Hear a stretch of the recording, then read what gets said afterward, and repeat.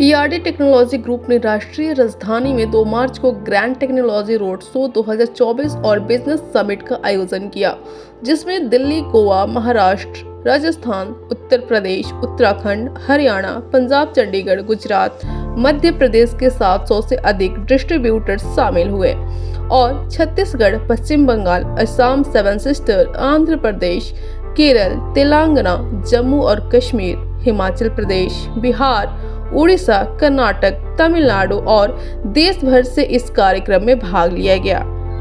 ERD group के संस्थापक और सीएमडी संजीव भारद्वाज ने कहा कि पीएम मोदी की आत्मनिर्भर भारत अभियान की पहल के बाद हमने नवाचार के प्रति अपनी कंपनी की अटूट प्रतिबद्धता के माध्यम से सफलता हासिल की है। हम आत्मनिर्भर भारत की भावना को बढ़ावा देने के लिए प्रतिबद्ध हैं। साथ ही ईआरडी ग्रुप के निर्देशक अर्जुन भारद्वाज ने कहा कि ईआरडी ग्रुप के पास सख्त गुणवत्ता नियंत्रण मानकों के तहत उत्पादों को डिजाइन, विकसित और निर्माण करने की अत्याधुनिक सुविधा है। आइए आपको ईआरडी टेक्नोलॉजी कंपनी के बारे में बताते हैं। ईआरडी उच्च गुणवत्ता वाले wireless earphone, neck band, wireless earbuds, Bluetooth speaker, AUX cable, power bank, car charger, wall charger, OTG cable, USB cable, micro USB cable, USB-C cable, lightning cable आदि विशेषीकृत विनिर्माण करता है।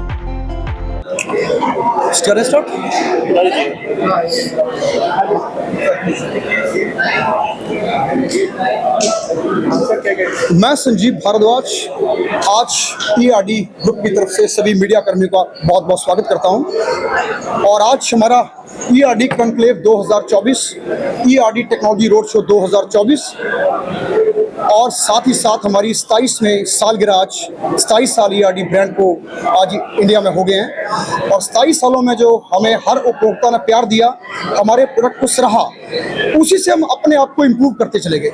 तो आज हमारे यहाँ पे बहुत बड़ा शो ऑर्गेनाइज हुआ दिल्ली में, टेक्नोलॉजी रोड शो, जिसके अंदर 28 राज्यों में से लगभग 25 राज्यों के हमारा नेटवर्क बन चुका है। वहाँ के हमारे डिस्ट्रीब्यूटर, व्यापार जगत के लोग यहाँ पे जिन्होंने शिरकत की और हमने उनको टेक्नोलॉजी के बारे में एक एक चीज़ों के बारे में समझाया।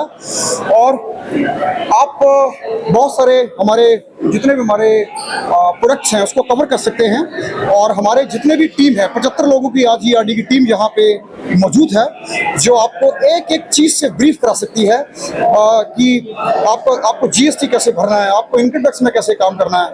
तो मैं तो बस एक ही बात बोलूँगा कि प्रधानमंत्री का जो उन्होंने एक जिम्मा उठाया आत्मनिर्भर भारत का, हमें उसको एक दिन बहुत बड़े स्केल पे लेके जाना है, जिसकी शुरुआत ईआरडी कर चुका है और आने वाले टाइम में समाज इसको देखेगा। तो हम लोग as a mobile phone accessory में लीडर की हैसियत से लगभग महीने के 50 लाख प्रोडक्ट बनाते हैं। जो हमारे देश के उपभोक्ता हैं वो उसको खुशी खुशी परचेज करते हैं और वो उन प्रोडक्ट को एंजॉय करते हैं, तभी हम लोग यहाँ तक पहुँच पाए। जी, आज टेक्नोलॉजी में हम लोगों ने ईआरडी मोबाइल एक्सेसरी में हमने प्रो सीरीज लॉन्च किया है और सीसीटीवी में हम लोगों ने आज PoE स्विचेस और लैन स्विचेस को लॉन्च किया और साथ में HDMI केबल को।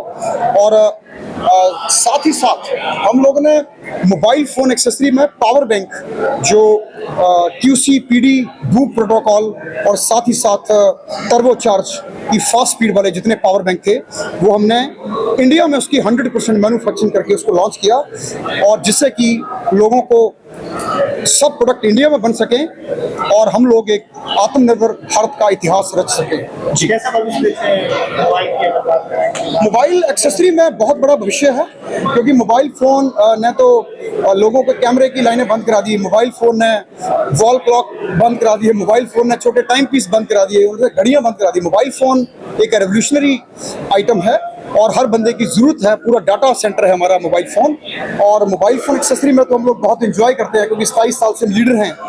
और लीडर तो हमेशा, जैसे हमारे देश के अच्छे लीडर हैं मोदी जी, ऐसे उनके तौर तरीकों के हिसाब से अगर हम काम करें तो देश को एक बड़े स्केल पे पहुंचाया जा सकता है, क्योंकि हम देश के सैनिक हैं, ये ड्यूटी हमारी बनती है।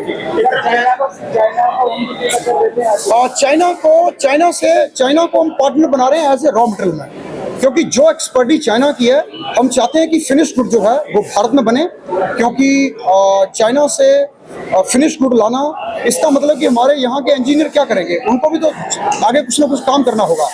ईआरडी ग्रुप में कम से कम 115 बीटेक इंजीनियर है, जिनकी मदद से वो इतिहास रच पाता है और अच्छा प्रोडक्ट बना पाता है। और मैं भी अपने आप में एक टेक्नोलॉजी मैन हूँ, तो मैं ये बखूबी समझता हूँ चीज़ों को, क्योंकि क्या चीज़ ऐसी जो भारत में बन नहीं सकती।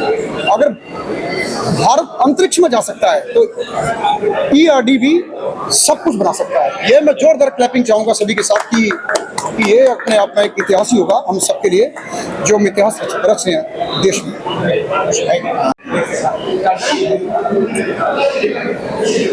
आप सभी को मेरा नमस्कार। मैं अर्जुन भारद्वाज, ईआरडी ग्रुप का डायरेक्टर।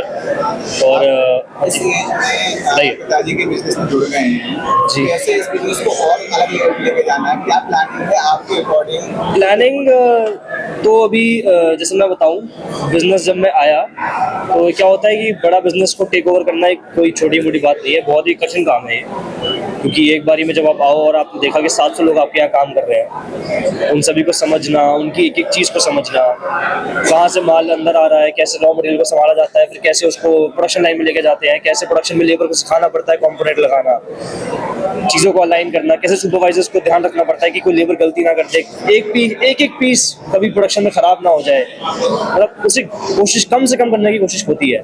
तो वो चीज़ें सीखने में ही एक बहुत लंबा मेरा एक समय लगेगा अभी, और मैं उसी में भी काम कर रहा हूँ। और साथ ही साथ बात करूँ अगर मैं अपने सेल्स और मार्केटिंग के एरिया की, जहाँ पे मैं अपने ईआरडी के जितने भी देश भर में पार्टनर्स हैं उनसे जब मुलाकात करता हूँ तो मैं उनको भी समझ जाता हूँ कि कहाँ पे कौन सी मार्केट कैसी है। मुझे कोई हमारे व्यापार हिमाचल से भी है, हमारे केरला से भी है, हमारे बंगाल से भी है, हमारे असम से भी है, हमारे गुजरात से भी है। तो उन सबसे मुलाकात करके मैं देश के कोने कोने की चीज़ों को समझ जाता हूँ बारीकी से, जो मुझे बहुत ही बहुत ही यूज़फुल लगती है। और प्लानिंग की बात करूँ तो अभी सबसे बड़ा प्लान जो मेरे आने के बाद जो हमारा शुरू हुआ था वो हुआ ही प्रो सीरीज का था। और ये अभी प्लानिंग अभी चल रही है, अभी तो शुरू हुआ है, अभी तो महीने ही 2 हैं सिर्फ। अभी तो प्रोडक्ट्स हमें किसी डबल, अभी जो प्रोडक्ट्स अभी चल रहे हैं उसके डबल हमें करना है।